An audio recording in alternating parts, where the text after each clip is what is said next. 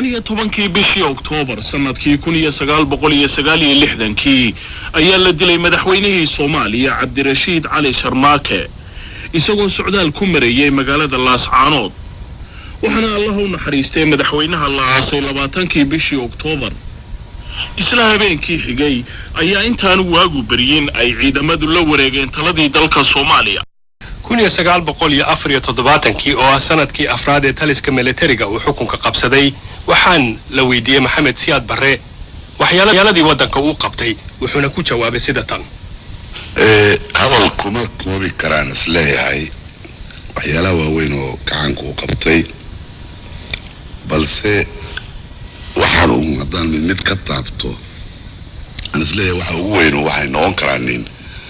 in dadka Soomaalida oo awalto hurday inuu hurdada ka toosay dadka Soomaalida oo awalto ogeyn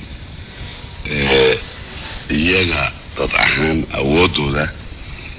iyo dalkooda khayraadka ku jira iyo iyaga naftooda waxa ay isu yihiin inay maanta garteen haddaan midwadu ka soo tilmaamana matalan waxaan نورو وقرن كراهية سوماليدو إن أي حاجة صحافة أما حاجة تعليمتا أقونتا إن يكوحرناين أجنبي ودولة كاليتو أفكود يو تعليمتو يكوحرناين لكن مركي الصومالي اللي هي الجنيه بيجمديسة إن أي النقدين تضعهانتون Soomaali cusub ayaa dhalatay ayaa markaasi la sheegay dadkana waxay u hanweynayeen waxyeelada dalka iyo dadkooda ay qaban karaan